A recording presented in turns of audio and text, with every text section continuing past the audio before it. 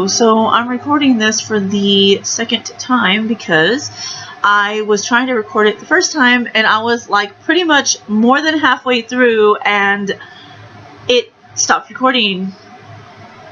Something happened on the screen and I was like, oh my god. So I have glasses this time because I want to read without being like, what word is that? You know? So that's, hello.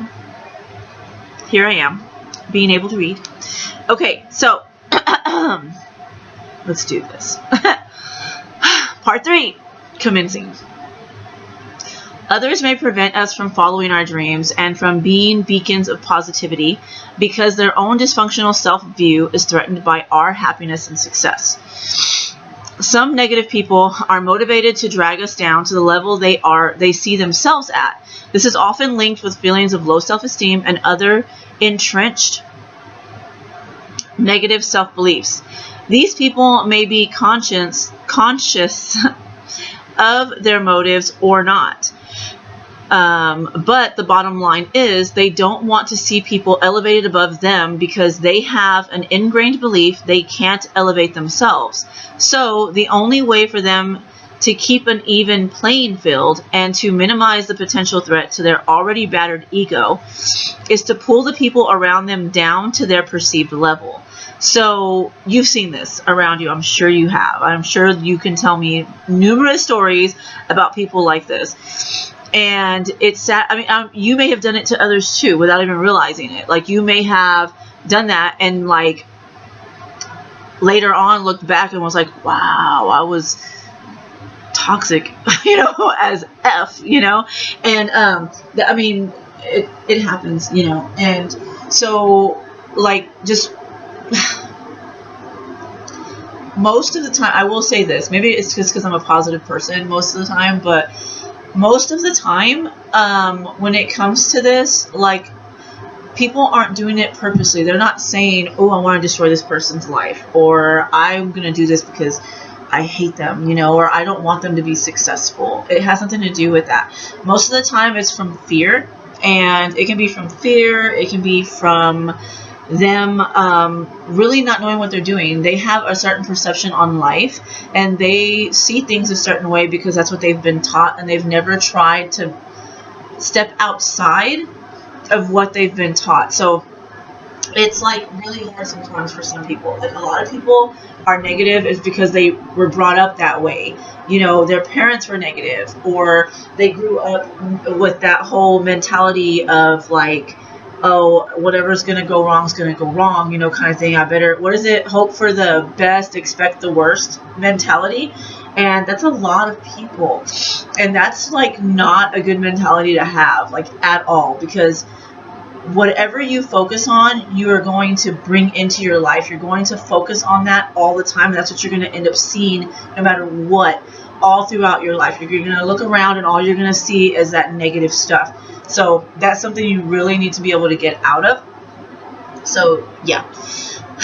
So all this negativity has been proven to influence not only our mental health, but also our physical health. Unsurprisingly, the rewiring of our brains that negative people set in motion leads to us having cognitive biases that play into the hands of psychological disorders such as depression and anxiety. Hello. Okay. Negative attitudes can even influence our mental capacity and intelligence, with studies showing that the areas of the brain that govern reasoning and memory are compromised by negativity.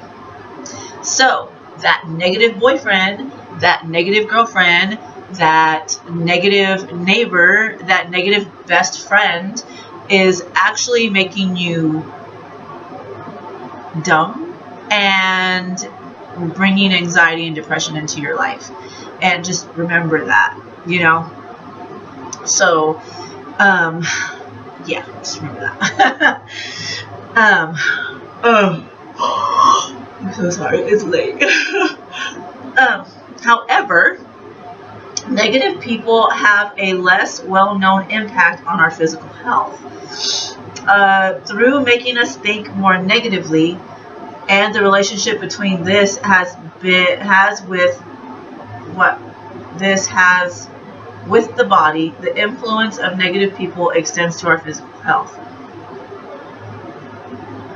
Research has found that the risk of suffering. Okay, so this is another trigger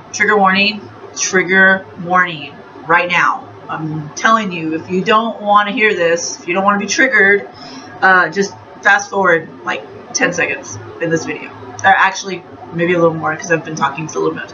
Okay, right now, fast forward about 20 seconds to be on the safe side. Okay. Research has found that the risk of suffering a heart attack or stroke is increased through negative brain activity. What's most compelling through the mounting body of research, which has oh wow, I lost my way.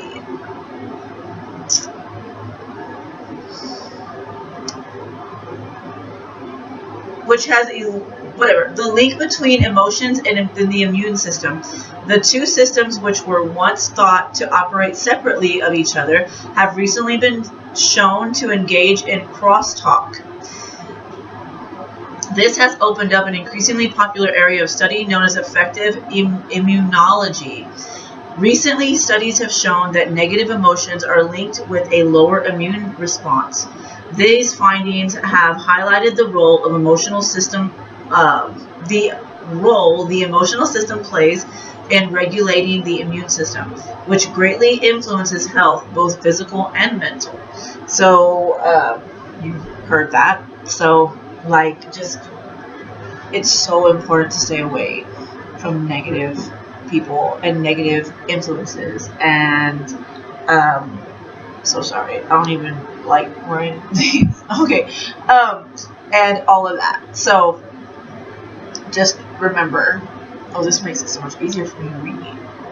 Okay, we need to understand our value and protect ourselves from negative influences in our lives. It's not a question about cutting someone out of our life if they're going through a low period. Ups and downs are natural, and we all have different skill sets that make us better or worse equipped for dealing with adverse situations. However, people with fundamentally negative personalities who always see the bad in life and fail to see its positives, people who constantly complain and victimize themselves or frequently overreact, are those people who are going to drag you down with them.